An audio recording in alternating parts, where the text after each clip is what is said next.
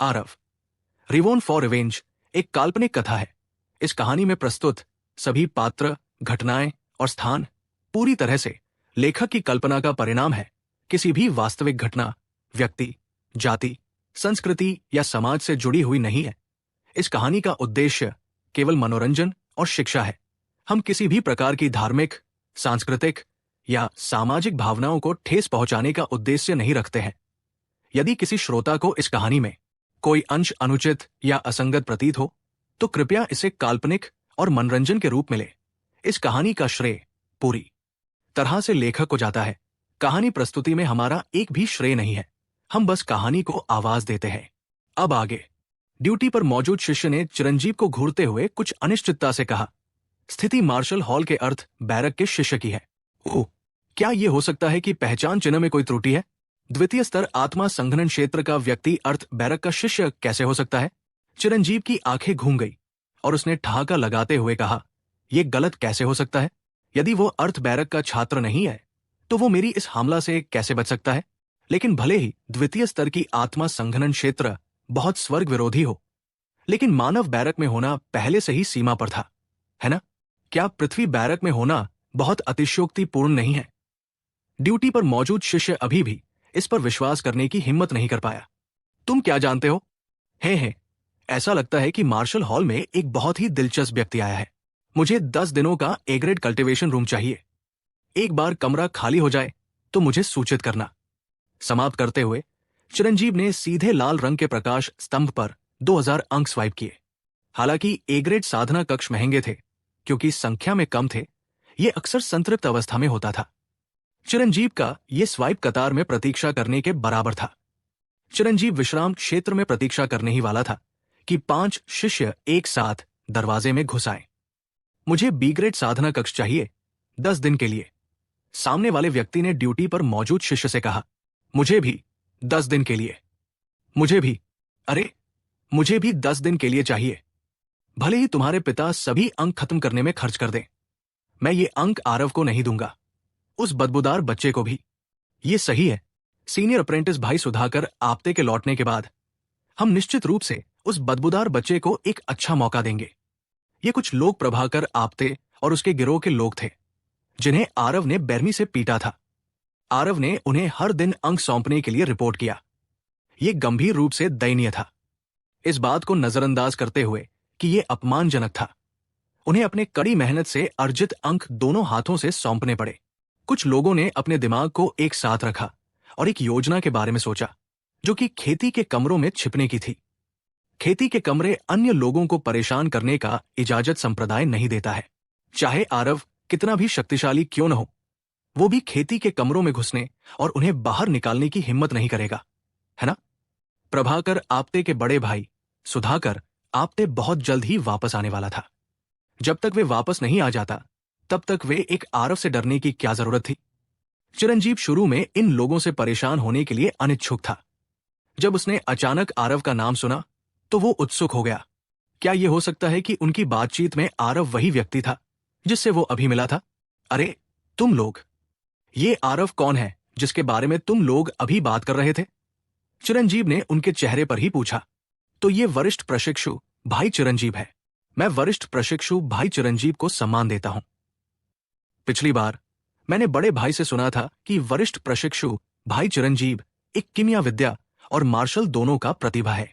वो भी उनकी बहुत प्रशंसा करते हैं। प्रभाकर आपते ने चिरंजीव को स्पष्ट रूप से पहचान लिया।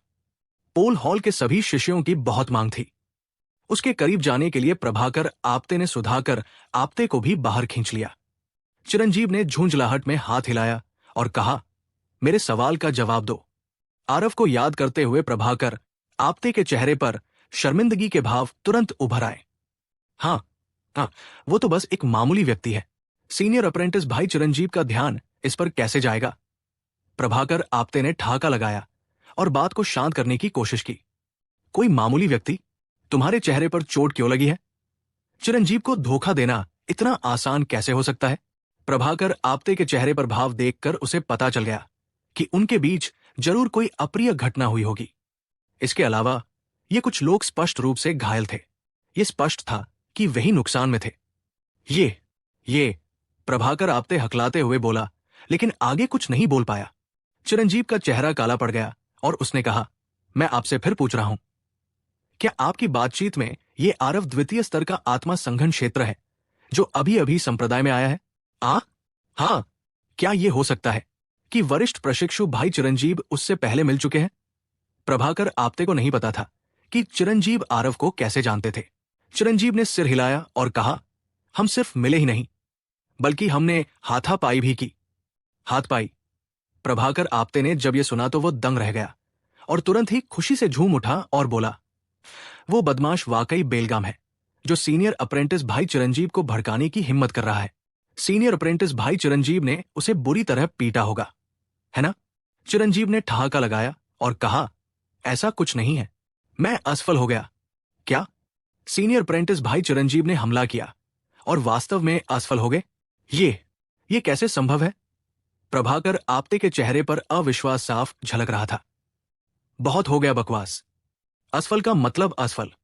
मुझे मत बताओ कि मैं तुम्हें धोखा भी दूंगा।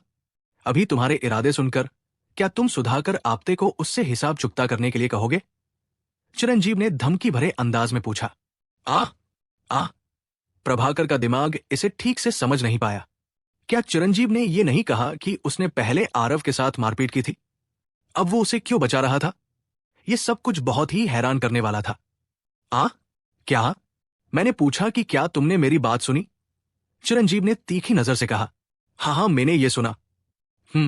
हमें उससे कोई परेशानी नहीं होगी, प्रभाकर आपते ने कमजोरी से कहा, जिसके बारे में बात करते हुए सुधाकर आपते की ताकत चिरंजीव के बराबर ही थी। लेकिन वो प्रतिस्पर्धा नहीं कर सकता था क्योंकि वह एक पिल हॉल शिष्य था। पिल हॉल कोर्स शिष्यों में से कौन हर गुजरते दिन के साथ समृद्ध नहीं हो रहा था? किसी और चीज के लिए नहीं, बल्कि इसलिए क्योंकि वे मार्शल हॉल शिष्यों के मासिक वेतन को प्रभावित कर सकते थे। तथाकथित मासिक वेतन औषधीय गोलियां थी जो शिष्य हर महीने संप्रदाय से इकट्ठा करते थे। इसे शिष्यों के साधना उपयोग के लिए संप्रदाय द्वारा मुफ्त में दिया जाता था। हालांकि ये औषधीय गोलियां केवल सबसे बुनियादी औषधीय गोलियां थी। इसके अलावा ये ज्यादा नहीं थी। अगर वे बेहतर औषधीय गोलियां इस्तेमाल करना चाहते थे तो उन्हें अभी भी आदान प्रदान करने के लिए अंग का उपयोग करने की आवश्यकता थी। लेकिन कौन सा मार्शल कलाकार साधना के उद्देश्यों के लिए अधिक औषधीय गोलियां रखने से परहेज करेगा? यही कारण था कि पिल हॉल के शिष्य अहंकारी थे। अगर तुमने ये समझ गए तो अच्छा है। अब अंदर जाओ और साधना करो। अगर तुम मुझे ये पता लगाने दोगे कि तुम पर्दे के पीछे परेशानी पैदा करने की हिम्मत करते हो तो तुम परिणाम जानते हो। चिरंजीव विश्राम क्षेत्र में लौट आया। प्रभाकर आपते और साथियों ने एक दूसरे को देखा। अब उनका बेलगाम अहंकार तुरंत गायब हो गया। वे अभी भी सुधाकर आपते के लौटने के बाद फिर से अपना सम्मान पाने की उम्मीद कर रहे थे। लेकिन अब अन्य सभी बातों को अनदेखा करते हुए सुधाकर आपते निश्चित रूप से सिर्फ एक आरव के लिए चिरंजीव को नाराज नहीं करेंगे। आरव को नहीं पता था कि अभी अभी उस तगड़े आदमी ने वास्तव में मुसीबत की लहर को रोकने में उसकी मदद की है। बेशक अगर वो जानता भी था तो इससे कोई फर्क नहीं पड़ता। साधना कक्ष में प्रवेश करने के बाद आरव ने सीधे तीसरे स्तर के आत्मा संघनन क्षेत्र को प्रभावित करना शुरू कर दिया। कई प्रमुख लड़ाइयों का अनुभव करने के बाद आरव का क्षेत्र भी अतुलनीय रूप से ठोस था। बस उसके पास हमेशा सफलता पाने का समय नहीं था। वर्तमान में आरव ने बस हल्के से धक्का दिया और तीसरे स्तर को तोड़ दिया। साधना कक्ष के अंदर एक जंगली सार ऊर्जा तूफान का निर्माण हुआ। स्पिरिट ब्रिस्टल 9 यंग दिव्य कला के माध्यम से परिष्कृत होने के बाद इसने आखिरकार आरव के डेंटिन के अंदर 9 स्पिरिट लिक्विड ड्रॉप्स बनाई। तीसरे स्तर के आत्मा संघनन क्षेत्र में आरव के पास पहले से ही अपने डेंटिन के अंदर 27 स्पिरिट लिक्विड ड्रॉप्स थे, जबकि 5वें स्तर के आत्मा संघनन क्षेत्र रोहन के पास वर्तमान में केवल 25 स्पिरिट लिक्विड ड्रॉप्स थे। दायरे में वृद्धि के बाद आरव और अन्य आत्मा संघनन क्षेत्र मार्शल कलाकारों के बीच का अंतर लगातार बढ़ता जाएगा। ये स्पिरिट गैदरिंग फॉर्मेशन बहुत अच्छा है। ये वास्तव में मेरे उपभोग का सामना कर सकता है। ये 1000 अंक बर्बाद नहीं हुए। आरव जिसने खेती के दायरे में सफलता प्राप्त की थी वो इस ए ग्रेड खेती कक्ष से काफी प्रसन्न था। दायरे से बाहर निकलने के दौरान उसने जो स्वर्ग और पृथ्वी सार ऊर्जा खर्च की वो औसत व्यक्ति की तुलना में दोगुनी से भी अधिक थी। फिर भी ये स्पिरिट इकट्ठा करने वाला गठन निरंतर सार ऊर्जा प्रदान कर सकता था। ये 1000 अंक स्वाभाविक रूप से अच्छी तरह से खर्च किए गए थे। बेशक भले ही ये इसके लायक न हो, लेकिन उसे कोई दिल का दर्द भी महसूस नहीं हुआ। ये वैसे भी दूसरे लोगों द्वारा दिया गया था, कोई बड़ी बात नहीं। बस इसी तरह आरव ने तीसरे स्तर की आत्मा संघनन क्षेत्र को मजबूत करने के लिए एक पूरा दिन बिताया। दूसरे दिन उसने भंडारण की अंगूठी से एक औषधीय गोली निकाली और सीधे निकली।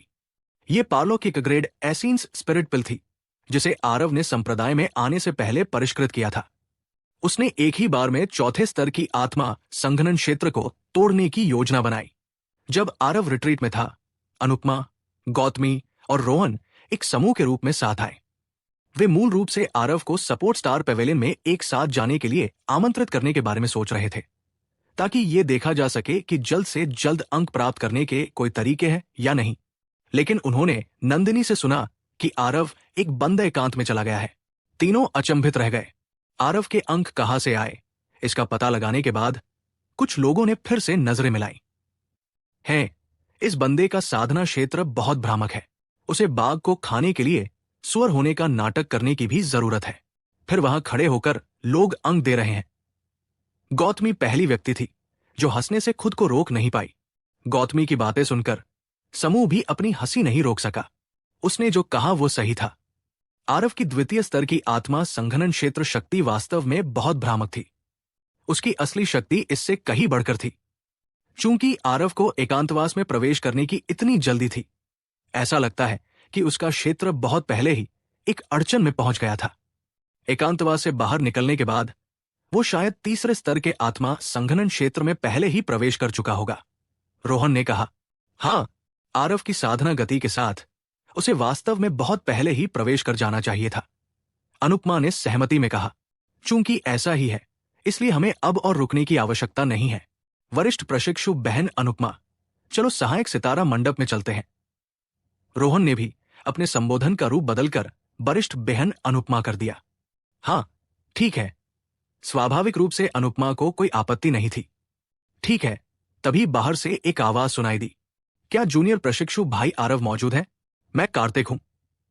नंदिनी ने दरवाजा खोला और कार्तिक को अंदर बुलाया और कहा, आप कैसे हैं वरिष्ठ प्रशिक्षु भाई कार्तिक? युवा मास्टर एकांतवास में जाने के लिए साधना कक्ष में चले गए। उन्होंने कहा कि इसमें शायद 5 दिन लगेंगे। कार्तिक भी ये सुनकर अवाक रह गया। खेती के कमरों में गया? हाँ, ये वाकई मेहनती है, लेकिन अब उसका खेती के कमरों में जाना उचित नहीं है ना? उसकी प्रतिभा के साथ डी ग्रेड खेती के कमरों में जाना समय की बर्बादी है। नंदिनी मुस्कुराई और कल हुई घटना को एक बार फिर कार्तिक को सुनाया। कार्तिक ने यह सुनकर अनायास ही अपना सिर हिलाया और कहा, जूनियर अप्रेंटिस भाई आरव वाकई एक असाधारण व्यक्ति है। उन्होंने संप्रदाय में प्रवेश करने के तुरंत बाद अंक लूटने जैसा कुछ किया, लेकिन वे लोग भी इसके हकदार थे। लेकिन मास्टर ने आखिरकार आज कुछ समय निकाला और आरव को बुलाना चाहा। मुझे नहीं लगा कि वो इसके बजाय एकांतवास में प्रवेश कर गया है। मुझे डर है। वरिष्ठ प्रशिक्षु भाई कार्तिक बर्मन परिवार के बारे में चिंतित है। अनुपमा को अंदर की जानकारी स्पष्ट रूप से पता थी और उसने कार्तिक को पूछा। कार्तिक ने सिर हिलाया और कहा, यह सही है। बर्मन परिवार के प्रभाव के साथ जूनियर प्रशिक्षु भाई आरव के संप्रदाय में प्रवेश करने की खबर निश्चित रूप से छिपाई नहीं जा सकती। वे शायद इस दिन का लंबे समय से इंतजार कर रहे थे। मूल रूप से मास्टर स्थिति को समझने के बाद जवाबी उपाय सोचने के लिए पहले आरव को देखना चाहते थे। 5 दिनों के बाद शायद नहीं हो पाएगा, तो फिर क्या करें? नंदिनी ने चिंतित होकर पूछा। कार्तिक चुप रहा। ठीक उसी समय दरवाजे के बाहर से एक और आवाज सुनाई दी। संप्रदाय का आदेश आ गया है। आरव, आदेश प्राप्त करें। सभी की भौहें आपस में सिकुड़ गई, खुद को यह सोचते हुए कि यह इतनी जल्दी आ गया। समूह बाहर गया और एक युवा को देखा जो कार्तिक के समान ही उम्र का था और उसका व्यवहार प्रभावशाली था। अपूर्व शुक्ला, तुम लोग वाकई इंतजार नहीं कर सकते, कार्तिक ने शांत भाव से कहा। उसके शब्दों में उपहास था। कार्तिक, तुम्हें इतना व्यंग्य करने की आवश्यकता नहीं है। यह संप्रदाय का आदेश भी मैंने जारी नहीं किया है। मैं केवल आदेश के तहत यहां हूं। आरव को बाहर आने के लिए कहो। संप्रदाय आरव को आदेश देता है कि वो तुरंत मुख्य शिखर पर चले जाए ताकि ट्राई हॉल सुनवाई से गुजर सके। अपूर्व शुक्ला ने ठंडे स्वर में कहा। कार्तिक का रंग बदल गया, लेकिन उसने कहा, तुम एक कदम देरी से आए हो। आरव पहले ही साधना कक्ष में प्रवेश कर चुका है। वो 5 दिन बाद ही एकांत से बाहर निकलेगा। अपूर्व शुक्ला ने यह सुनकर उलझन में पड़ गया। क्या वो आरव कोई नया व्यक्ति नहीं था? उसके पास साधना कक्षों में प्रवेश करने के लिए अंक क्यों होंगे? क्या ऐसा हो सकता है कि वो संप्रदाय के आदेश से छिपने के लिए डी ग्रेड साधना कक्षों में घुस गया हो? हालांकि आज कोई बच सकता है, लेकिन कल नहीं। उसे अंततः ये संप्रदाय का आदेश मिलना ही था। इसके अलावा क्या वो जितना अधिक छिपने की कोशिश करता, उतना ही अधिक उसका अपराध प्रकट नहीं होता? ऐसा लग रहा था कि इस लड़के द्वारा गोली के फार्मूले चुराने की बात लगभग सच थी। चूंकि ऐसा ही है तो अलविदा। बात खत्म करते हुए अपूर्व शुक्ला बिना पीछे मुड़े ही चला गया। वो व्यक्ति कौन था? कितनी शक्तिशाली प्रभाव थी? रोहन ने पूछा।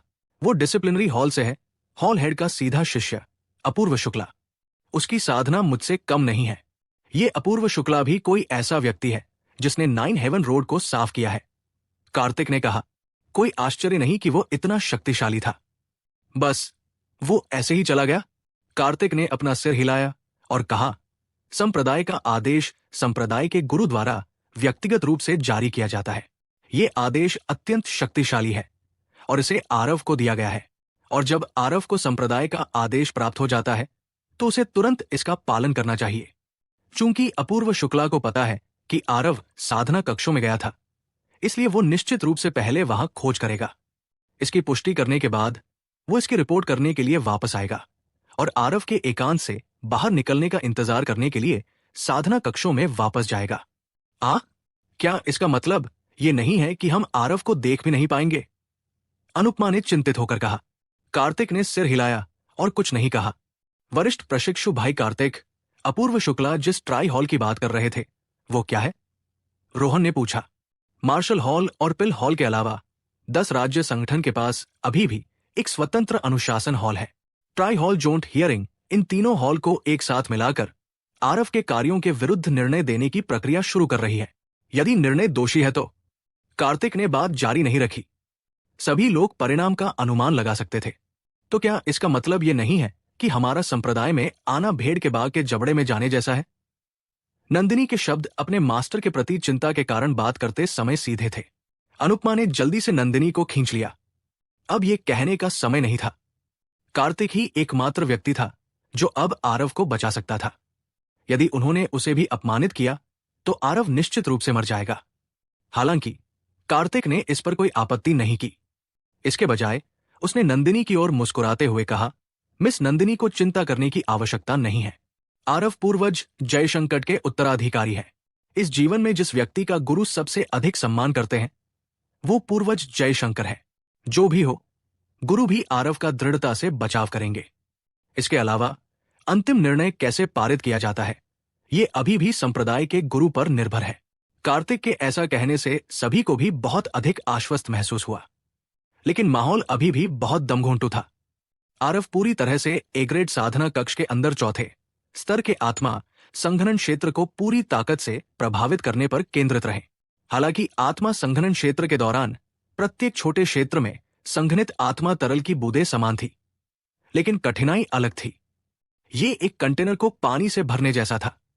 शुरुआत में कंटेनर खाली था। इसे भरना स्वाभाविक रूप से बहुत आसान था, लेकिन जैसे जैसे अधिक पानी अंदर जाता जाएगा, अधिक भंडारण की कठिनाई बढ़ती जाएगी। डेंटिन में सार ऊर्जा आत्मा तरल केवल कुछ बूंदों की तरह दिख रहा था, लेकिन यह पहले से ही संतृप्त अवस्था में था। अगले क्षेत्र में प्रवेश करने के लिए व्यक्ति को भविष्य में संघनित होने वाले स्पिरिट लिक्विड के लिए जगह बनाने के लिए एक बार फिर स्पिरिट लिक्विड को संपीड़ित करना पड़ता था।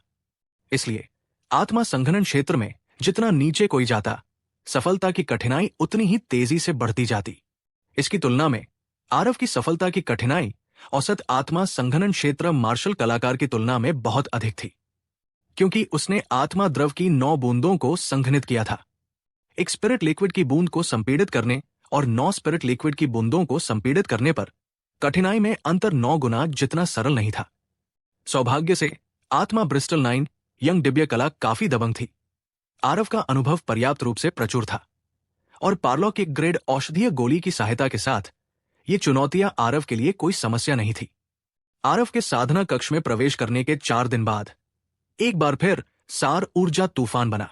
उस दिन चिरंजीव को एक एग्रेड रूम मिल गया था और वह पहले से ही अर्धचरण क्रिस्टल निर्माण क्षेत्र के बहुत करीब था।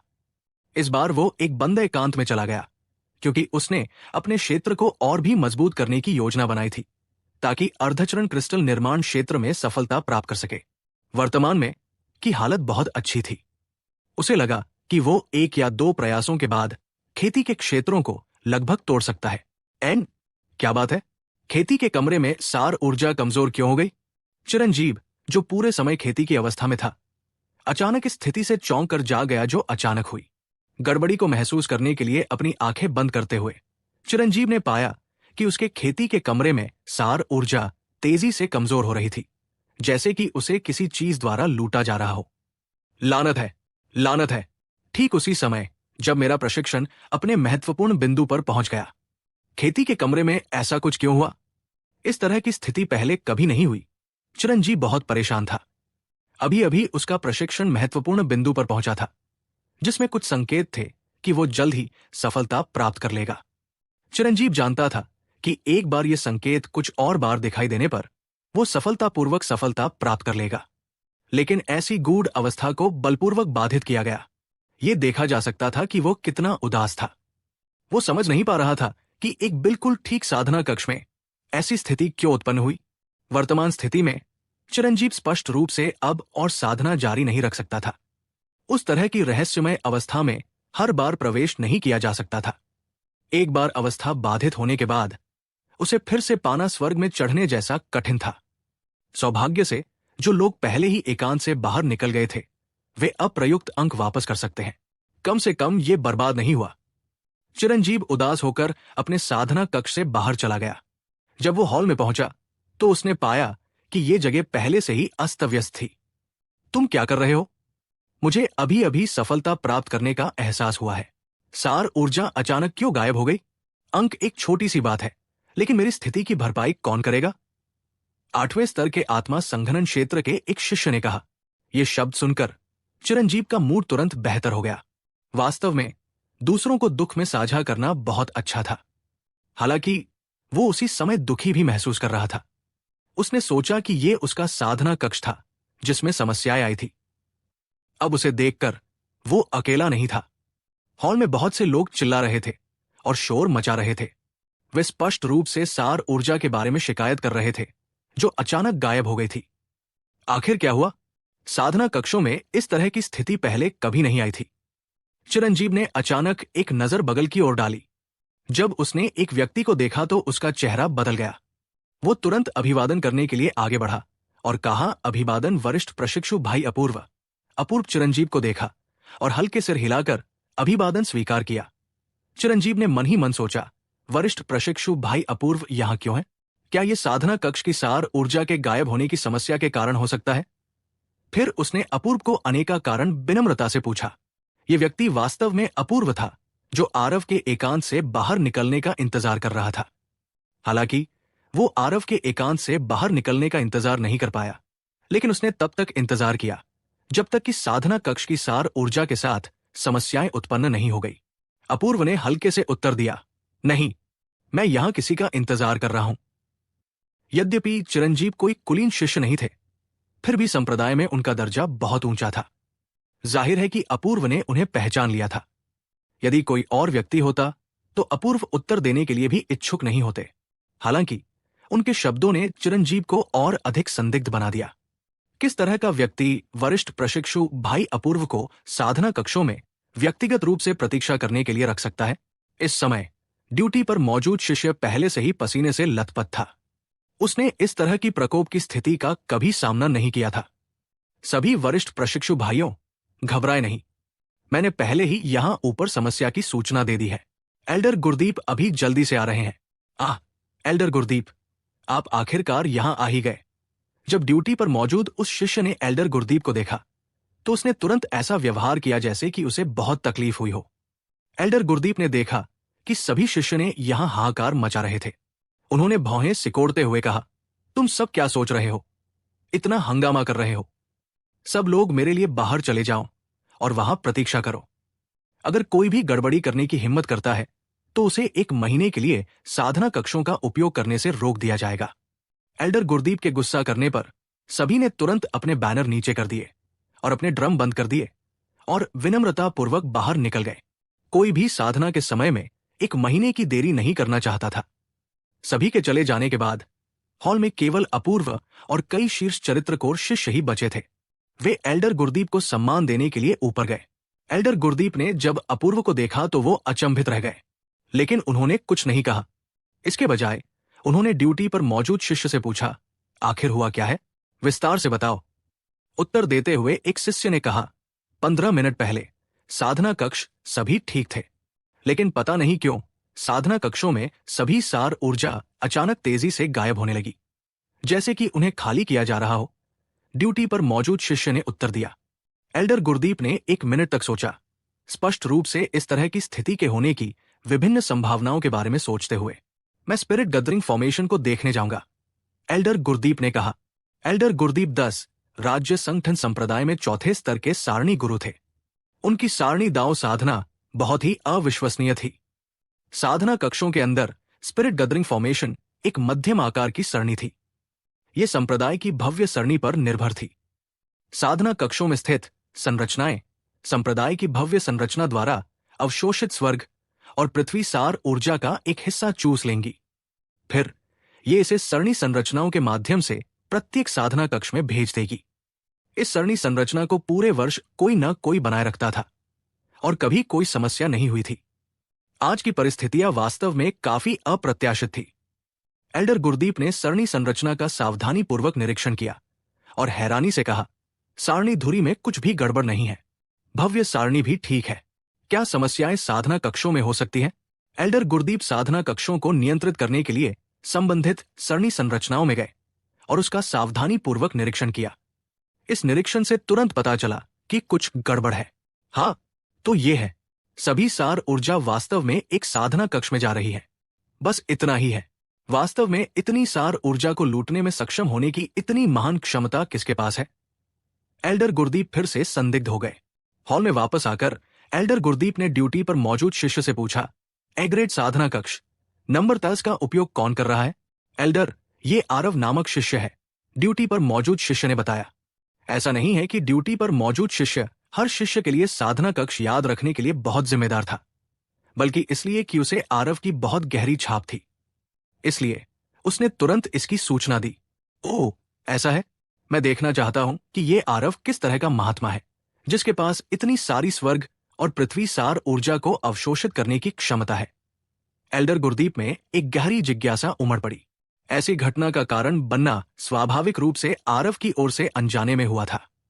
वास्तव में उसने ये भी नहीं सोचा था कि चौथे स्तर के आत्मा संघनन क्षेत्र में प्रवेश करने के लिए वास्तव में इतनी सारी स्वर्ग और पृथ्वी सार ऊर्जा को अवशोषित करने की आवश्यकता होगी। प्रारंभिक सफलता बहुत सामान्य थी और आरव के नियंत्रण में भी थी, लेकिन जब वो चौथे स्तर के आत्मा संघनन क्षेत्र में प्रवेश कर गया और मध्य चरण के आत्मा संघनन क्षेत्र में कदम रखा, तो दिव्य आत्मा के टूटने जैसा एहसास एक बार फिर से प्रकट हुआ। एक छोटी सी अवस्था में प्रत्येक सफलता दिव्य आत्मा के लिए एक छोटा सा परिवर्तन भी होता था।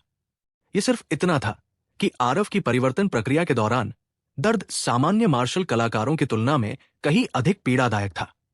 हालांकि इस बार की पीड़ा अभी भी आत्मा संघनन क्षेत्र में प्रवेश करने के समय की तुलना में बहुत दूर थी। आरव अब उस भावना को याद नहीं करना चाहता था। जैसी कि उम्मीद थी, उसकी चेतना के सागर में सुनहरे अक्षर एक बार फिर उभरे, जैसे कि उस समय जब वो आत्मा संघनन क्षेत्र में घुस गया था। एक बार जब दिव्य बुक प्रकट हुआ तो उन्होंने स्वर्ग और पृथ्वी सार ऊर्जा को उन्मत्त रूप से अवशोषित करना शुरू कर दिया। सौभाग्य से साधना कक्ष काफी सक्षम था और निरंतर सार ऊर्जा प्रदान कर सकता था।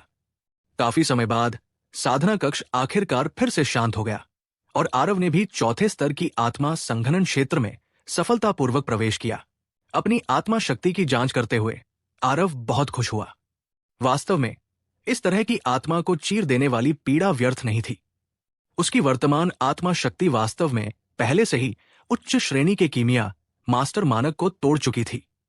इसके अलावा आरव महसूस कर सकता था कि उसकी आत्मा शक्ति सामान्य उच्च श्रेणी के कीमिया मास्टर्स की तुलना में थोड़ी अधिक मजबूत लग रही थी।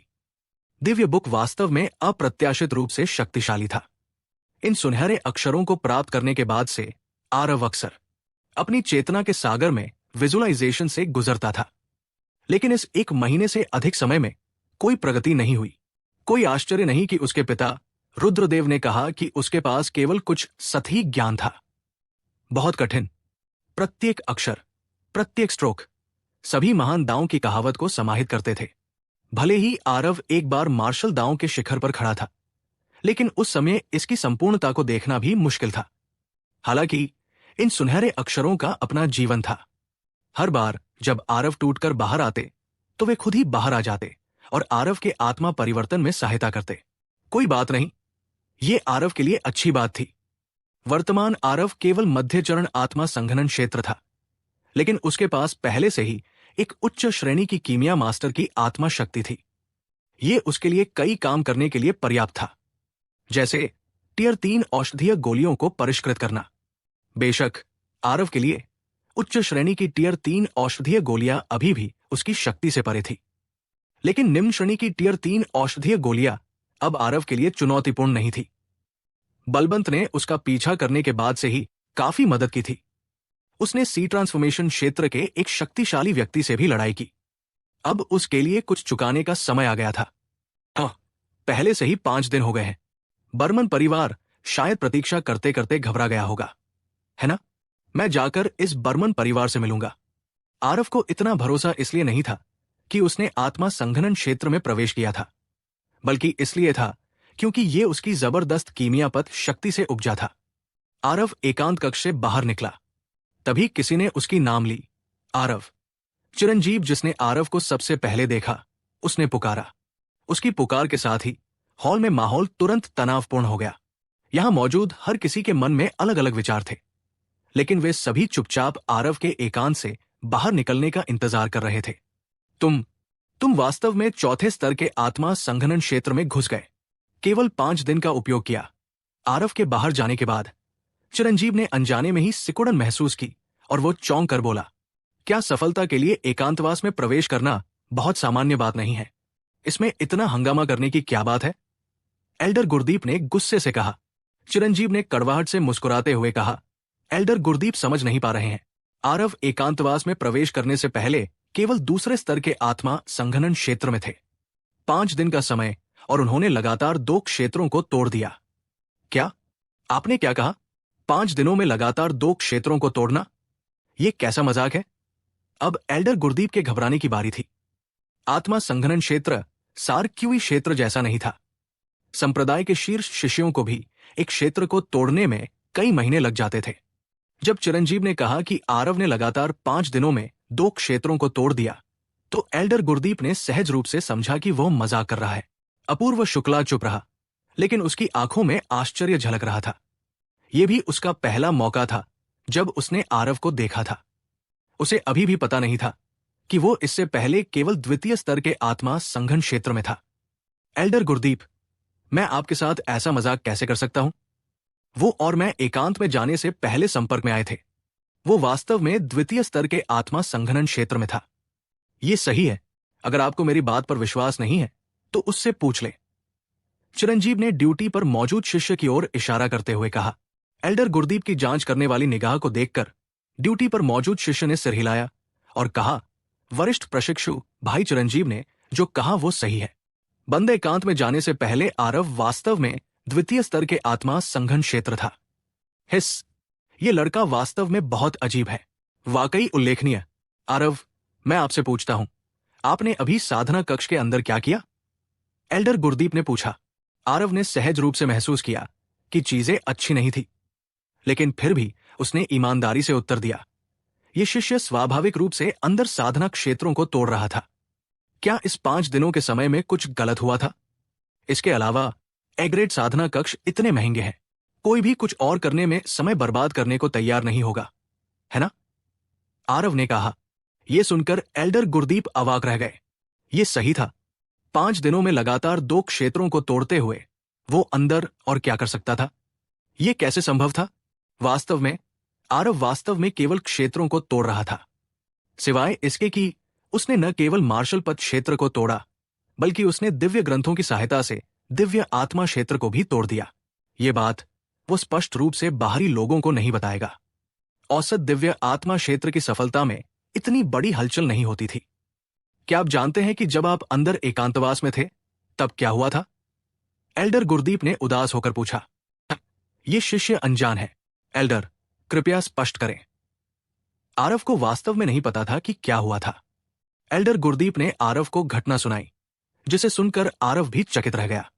उसने कभी नहीं सोचा था कि उसकी सफलता वास्तव में इतना बड़ा प्रभाव लाएगी। क्षमा करें, क्योंकि जिस साधना पद्धति में ये शिष्य प्रशिक्षण ले रहा है वो बहुत खास है। मुझे सफलता प्राप्त करने के लिए बहुत अधिक मात्रा में सार ऊर्जा की आवश्यकता होती है। मैंने वास्तव में नहीं सोचा था कि ये इस तरह समाप्त होगा। आरव ने क्षमा मांगी। हाँ, कोई चिंता नहीं। संप्रदाय के पास आप जैसा प्रतिभाशाली शिष्य होना ये संप्रदाय का सौभाग्य है। ऐसी तुच्छ बात का उल्लेख करने लायक नहीं है। हालांकि अगर आप भविष्य में फिर से क्षेत्रों को तोड़ना चाहते हैं तो आप आकर मुझे पहले बता सकते हैं। मैं आपको अन्य शिष्यों के प्रशिक्षण को प्रभावित करने से बचने के लिए स्पिरिट गैदरिंग फॉर्मेशन को समायोजित करने में मदद करूंगा। एल्डर जोर से हंस पड़े। ये शिष्य जानता है। धन्यवाद। सामने वाला एल्डर। आरव ने अपनी मुट्ठी बांधी और धन्यवाद दिया। आरव समझ गए कि ये एल्डर गुरदीप जयशंकर जैसा ही व्यक्ति था। जब तक ये संप्रदाय के विकास के लिए कुछ लाभदायक था वो इसे करने में कोई कसर नहीं छोड़ेगा, भले ही इसके लिए उसे अपनी जान देनी पड़े। ठीक उसी समय अपूर्व शुक्ला, जो बगल में था, आखिरकार हिल गया। वो धीरे धीरे आरव के सामने चला गया। उसने पहले एल्डर गुरदीप को सलाम किया और कहा, एल्डर गुरदीप, ये शिष्य आरव को संप्रदाय का आदेश बताने के लिए आया है। एल्डर गुरदीप के हाव भाव बदल गए, लेकिन उन्होंने कुछ नहीं कहा। सिर हिलाते हुए वो एक तरफ हट गया। अपूर्व शुक्ला आरव की ओर मुड़ा और ठंडे स्वर में कहा, संप्रदाय का आदेश आ गया है। आरव, आदेश प्राप्त करें। आरव ने अपूर्व शुक्ला को देखा और तुरंत समझ गया। उसने अपनी आंखें घुमाई और कहा, मुझे यहां रोकने की कोई जरूरत नहीं है ना? मैं पहले से ही संप्रदाय में हूं। क्या ऐसा हो सकता है कि आपको डर है कि मैं भाग जाऊंगा? अपूर्व शुक्ला ने आरव के मजाक को नजरअंदाज किया और उसने अपने शब्द दोहराए। संप्रदाय का आदेश आ गया है। आरव, आदेश प्राप्त करें। ठीक है, ठीक है, मैं इसे ले लूंगा। इतनी ठंड और बर्फ की मूर्ति की तरह होने में क्या मजा है? आरव के शब्दों ने बगल में खड़े चिरंजीव को पसीने से तरबतर कर दिया। क्या ये गुंडा अज्ञानता के कारण निडर था या वो पर्याप्त रूप से उग्र था? ये वरिष्ठ प्रशिक्षु भाई अपूर्व शुक्ला था, जिसे अद्वितीय तलवार के रूप में सम्मानित किया गया था। उसने वास्तव में उसको इस तरह से बोलने की हिम्मत की? चिरंजीव पहले से ही पूरी तरह से अवाक था। उसने आरव को बचाने में मदद करने का कारण वास्तव में यह था कि वो खुद आरव के साथ मुकाबला करना चाहता था। उसने कल्पना भी नहीं की थी कि वो इसकी योग्य भी नहीं है। वो तुरंत संप्रदाय के गुरु से मिलने वाला था। आरव के रवैये के प्रति अपूर्व शुक्ला अविचलित रहा। उसने बस लापरवाही से हरी रोशनी की एक किरण फेंकी। आरव ने इसे प्राप्त करने के लिए हाथ बढ़ाया, लेकिन ये एक जेड पदार्थ का टोकन था। यह संभवतः संप्रदाय का सुनाई आदेश था। आरव ने अपनी दिव्य भावना उसमें डाली और भौहें सिकोड़ते हुए कहा, आखिर ट्राई हॉल हियरिंग क्या है? क्या तुम चाहते हो कि मैं तुम्हारे साथ चलूं? अपूर्व शुक्ला ने सिर हिलाया और कहा, ठीक है, तो चलो।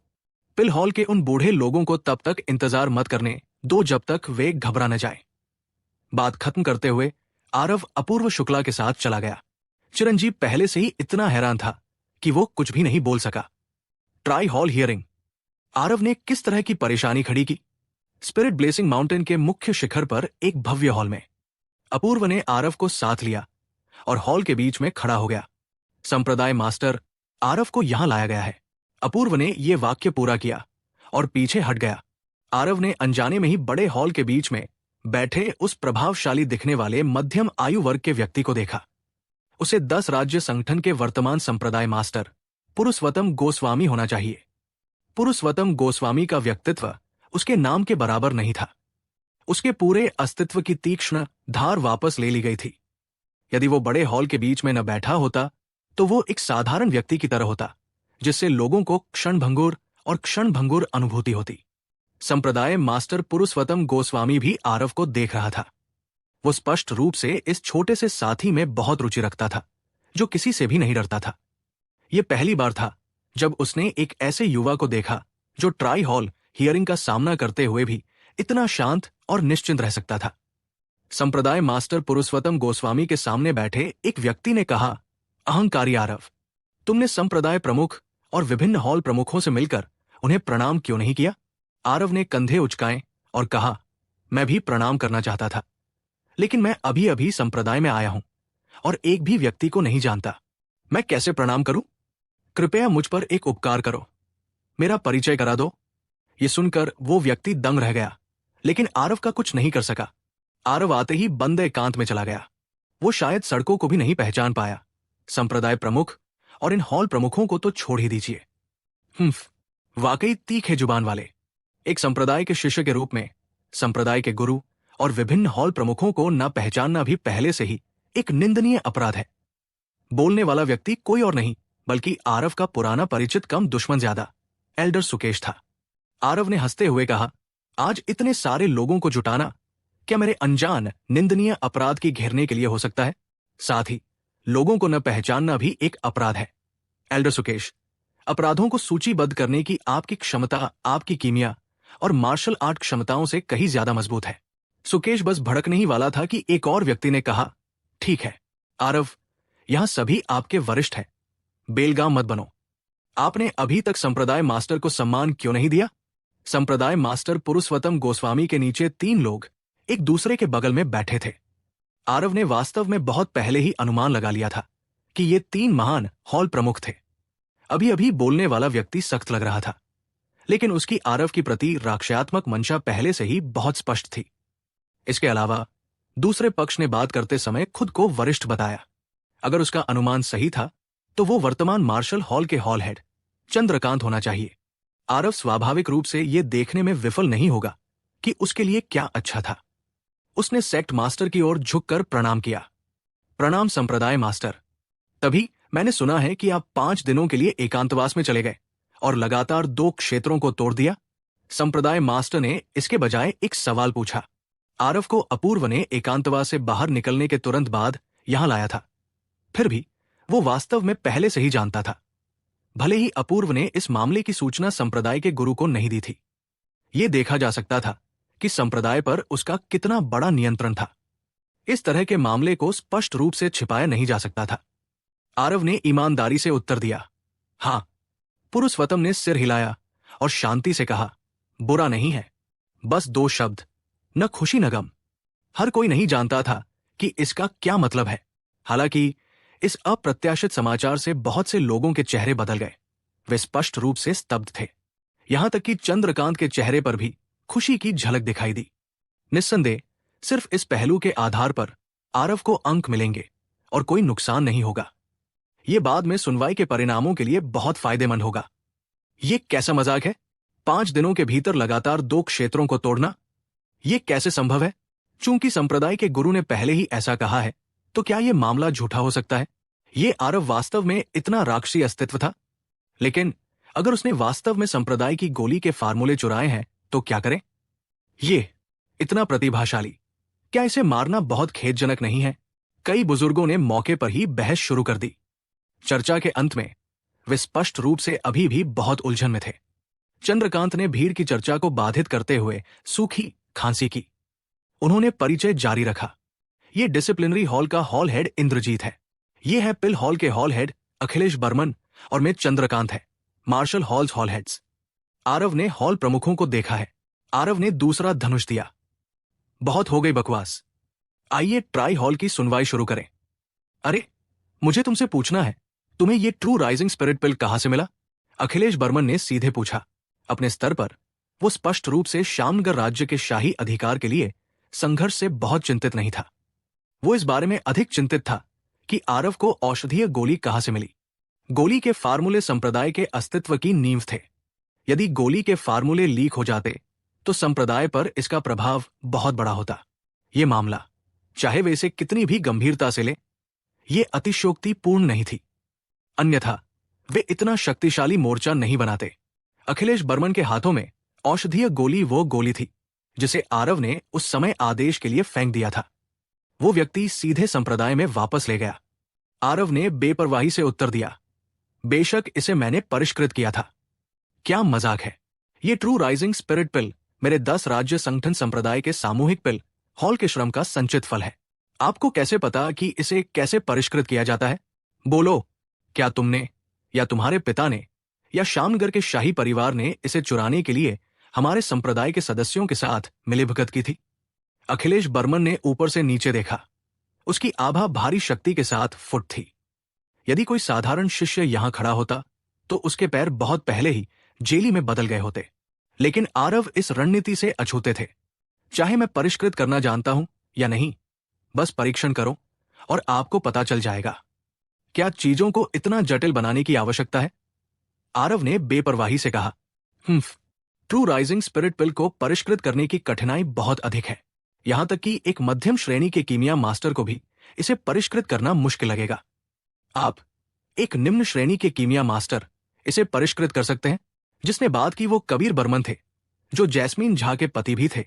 अगर कोई इस बारे में बात करे कि आरव को सबसे ज्यादा परेशान कौन करना चाहता था, तो वो और सुकेश ही थे।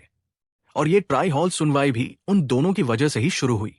आरव ने अपनी छाती पर 2 सितारा बैज उठाया और मुस्कुराते हुए कहा, क्या आप इसके बारे में बात कर रहे हैं?